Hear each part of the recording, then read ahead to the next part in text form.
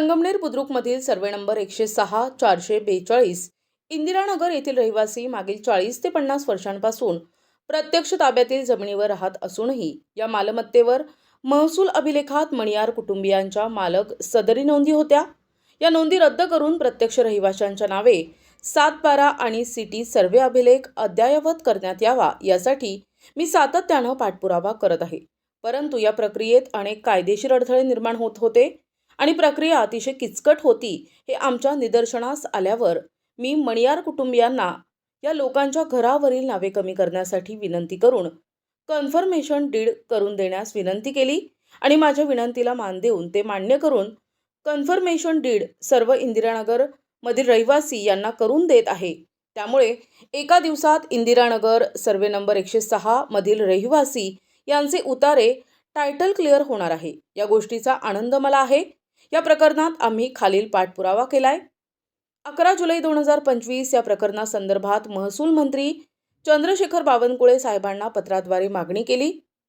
14 जुलै 2025 महसूल मंत्री महोदयांनी प्रत्यक्ष भेट घेऊन प्रकरणाचं गांभीर्य मांडलं। 30 जुलै 2025 माननीय महसूल मंत्री यांच्या उपस्थितीत जिल्हाधिकारी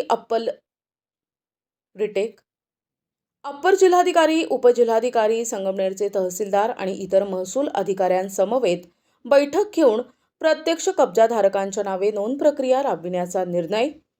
1 ऑगस्ट 2025 माननीय महसूल मंत्र्यांना पत्र लिहून सर्वे नंबर 106 प्रमाणे सर्वे नंबर 104, 105, 219 येथील कब्जाधारकांच्या नावे नोंद प्रक्रिया राबविण्याची विनंती। 5 ऑगस्ट 2025 पुन्हा महसूल मंत्र्यांची भेट घेऊन या संदर्भात चर्चा केली। मात्र माननीय मंत्री महोदयांनी आदेश देऊनही अद्याप या आदेशाची अंमलबजावणी झालेली नाही। याबाबत आज हिवाळी अधिवेशनाच्या माध्यमातून प्रश्न उपस्थित करून या विलंबास जबाबदार असणाऱ्या अधिकाऱ्यांवर कारवाई करावी। तातडीने सदर जमिनीचे मालकी हक्क स्थानिक रहिवाशांच्या नावे कन्फर्मेशन डीड करून हस्तांतरित करावे अशी मागणी केली आहे। महसूल मंत्री चंद्रशेखरजी बावनकुळे यांनी अत्यंत सकारात्मक प्रतिसाद देत या कामात हलगर्जीपणा करणाऱ्या सब रजिस्ट्रार यांची बदली करण्याचे आश्वासन दिले आहे। कुणाच्या दबावात असा हलगर्जीपणा करण्यात आला याचीही चौकशी करण्यात येणार आहे। तसेच पुढील 3 दिवसात या जागांचे मालकी हक्क रहिवाशांकडे हस्तांतरित करण्याची प्रक्रियाही सुरू करण्यात येईल असे माननीय महसूल मंत्र्यांनी आश्वासन दिले आहे। याबाबत माननीय महसूल मंत्र्यांचे मनपूर्वक धन्यवाद। वर्षांपासूनच्या काही पोकळीस्त नोंदी या तिथल्या लोकांच्या सातबाऱ्यावर आहे। या संदर्भामध्ये मी मान्य महसूल मंत्र्यांना विनंती केल्यानंतर मान्य महसूल मंत्र्यांनी खास त्याच्यासाठी बैठक घेतली। आपण त्याच्यामध्ये कायदेशीर काही मार्ग काढण्याचा प्रयत्न केला। कायदेशीर मार्गामध्ये देखील खूप अडचणी असल्यामुळे आम्ही काही करून त्या मूळ मालकांना त्याच्यामध्ये कन्व्हिन्स केलं आणि त्याच्यातून त्याचं कन्फर्मेशन डीड करण्यासाठी आम्ही साधारणतः 700 लोक हे रजिस्ट्रेशन ऑफिसमध्ये त्या 1 तारखेला पोहोचले। 1 तारखेला पोहोचल्यानंतर हे उत्तर जे या ठिकाणी दिलेले सभापती महोदय अत्यंत चुकीचं उत्तर त्या सब रजिस्ट्रारने दिलेलं आहे। मी स्वतः तिथे गेलो होतो। मंत्री महोदयांना मी तिथून फोन लावला होता। मंत्री महोदयांनी स्वतः IGRशी तिथं फोनवर संपर्क केला। IGRनी त्याला सांगितलं माझ्या समोर ते जाधव नावाचे जे अधिकारी आहेत तो तिथून निघून गेला। नंतर त्यांनी परत 1 तासाने मला फोन केला की माझा BP वाढला होता, मी जरा आता बरा वाटतोय साहेब, तुम्ही त्या लोकांना पाठवा। जेव्हा मंत्री महोदय आपला निरोप आल्यानंतर त्यांनी परत बोलवलं। 3 वाजता परत ते 600 लोक तिथं गेले आणि 600 लोकांना 6:30 वाजेपर्यंत बसून ठेवलं। बसून ठेवल्यानंतर ते वेळ लागेल म्हणून वेळ वाढून घेतली आणि 6:30 वाजता तो माणूस ते ठिकाणी बंद करून निघून गेला।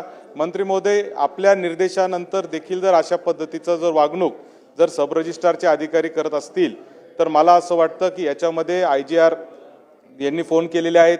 JDR सुद्धा दोषी आहे, कारण JDRला IGRनी निरोप दिला, जॉईंट डेप्युटी रजिस्ट्रारला सांगितलं, त्यांनी खालच्या डेप्युटी रजिस्ट्रारला सांगितलं। हे सगळे लोक जे आहेत ते दोषी आहेत। आपण इतक्या वर्षांनंतर कष्टाने त्या लोकांना घरं नावावर करून देण्याचं काम मंत्री महोदय आपण करतोय आणि जर असे अधिकारी जर त्याला पाठीशी घालत असतील तर मला असं वाटतं हे चुकीचं आहे। यासाठी माझी मंत्री महोदयांना 2 स्पेसिफिक प्रश्न आहेत।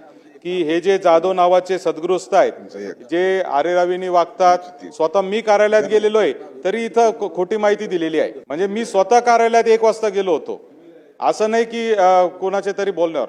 त्यामुळं या जाधवांना तातडीने निलंबित केलं पाहिजे, त्यांची चौकशी केली पाहिजे, त्यांचे जे कॉल रेकॉर्ड आहे, CDR रेकॉर्ड ते तपासले पाहिजे, त्या कार्यालयातलं CCTV कॅमेऱ्याचं फुटेज तपासलं पाहिजे की ते किती वेळा आले, किती वेळा गेले. ही सगळी माहिती खोटी आहे की इतके दस्तावेज इतक्या वाजेपर्यंत नोंदले, इतक्या वाजेपर्यंत बसले होते, हे सगळं खोटं आहे. आणि तातडीने मंत्री महोदय आपण त्या जाधव किंवा जो कोणी सब रजिस्ट्रार तिथं ज्याच्याकडे चार्ज असेल त्यांनी आजच्या आज त्या त्या मूळ मालकांच्या दस्तावेज नोंदवून दिले पाहिजे, अशी माझी मागणी आहे. माननीय मंत्री महोदय. माननीय सभापती महोदय, सत्तेत तांबेजींनी मांडलेली वस्तुस्थिती ही बऱ्यापैकी योग्य आहे. मी स्वतः या केसमध्ये इंटरव्हेन्शन केलं आहे. खरं तर त्याची एवढंच म्हणणं होतं की माझी आज काही प्रकृती ठीक नाही आहे, मी जॉईन झालो आहे, पण आज काही दिवसभर काम करू शकत नाही असं त्यांनी उत्तर दिलं आहे. मला वाटतं की याच्यामध्ये साशंकता आहे. कुठल्या प्रेशरखाली त्यांनी त्या नोंदणी केल्या नाही. मुद्रांक नोंदणी अधिनियमात नोंदणी करावीच लागतं, आपण ना करू शकत नाही. तर मी सत्तेत तांबेजींना एवढंच सांगेल की पुढच्या 3 दिवसामध्ये स्पेशल कॅम्प लावून आपल्या 700 ज्या नोंदण्या आहेत तिथे त्या करण्याच्या सूचना आम्ही देतो आहे. आमचे IGR 3 दिवसामध्ये संगमनेर कार्यालयात जातील. या पूर्ण घटनेची सविस्तर 3 दिवसाच्या चौकशी करतील. खरंच त्यांची तब्येत खराब झाली होती का, खरंच त्यांनी प्रेशरमध्ये येऊन तर थांबवलं नाही वगैरे. तर सकृतदर्शनी आपलं म्हणणं खरं आहे की मी स्वतः त्या ठिकाणी IGRला इंटरव्हेन्शन केल्यावरही त्यांनी प्रकृतीचं कारण सांगून त्यातून पळ काढला आहे. तर मी 3 दिवसात सर्व 700 नोंदण्या म्हणजे मुद्रांक लावून देतो आहे. म्हणजे आमचे IGR स्पेशल कॅम्प लावतील आणि IGR स्वतः संगमनेर कार्यालयात जाऊन 3 दिवसात पूर्ण तपास करून जर जाधव त्या ठिकाणी खरंच त्याची प्रकृती योग्य असताना जर त्यांनी टाळाटाळ केली असेल तर मग कारवाई करू. पण एकदा प्रकृतीचं कारण दिलं आहे, BPचं कारण दिलं आहे, त्यांनी रेकॉर्डवरही काही त्या ठिकाणी ते पाठवलेलं आहे. त्यामुळं 3 दिवसाची वेळ सत्तेत तांबेजींनी या ठिकाणी द्यावी. नोंदणी 3 दिवसात करू, पण 3 दिवसात त्यावर जाधववर जर त्या ठिकाणी चौकशी करून अंतिम कारवाई करू. माननीय सभापती महोदय, माननीय सत्तेत तांबे आणि भाईंनी सांगितलेलं बरोबर आहे. मी स्वतः इंटरव्हेन्शन केलं. त्यांचं एवढंच म्हणणं आहे की माझा 700 लोकांच्या नोंदणी एका दिवशी करणे, हाय ब्लड प्रेशरचा बिमार, मी एवढंच त्या ठिकाणी सांगतो की आज त्याची बदली करू. एक दुसरं 3 दिवसात IGR जातील संगमनेरला. IGR जाऊन स्वतः त्या ठिकाणी पूर्ण चौकशी करतील आणि 3 दिवसात त्याचा बाकीची इतर कारवाई जे सत्तेने सांगितलं की त्यांना पुढचं निलंबन करायचं की अजून काय करायचं ते बघू. पण आता बदली तर आज करतो. दुसरं 3 दिवसाच्या जेवढे दस्त 700 3 दिवसात कॅम्प लावा लागेल. कॅम्प लावून करावं लागेल कारण 700 दस्ताची तेवढी मॅनपॉवर एकावेळी नाही आहे. कारण तेवढी मॅनपॉवर तिकडे एका दिवशी नसतं. शेवटी दुय्यम निबंधक कार्यालय आहे. त्यामुळं वेगळी मॅनपॉवर त्या ठिकाणी देऊन स्वतः IGR त्या ठिकाणी जाऊन सर्व दस्त लावतील आणि नंतर 3 दिवसात जाधवने जे काही त्या दिवशी दिवसभरात जे काही सत्तेत तांबेशी जे काही चुकीच्या पद्धतीने वागले असतील, दस्त लावण्यात टाळाटाळ केली आहे, नियमात असताना दस्त लावले नाही आहे.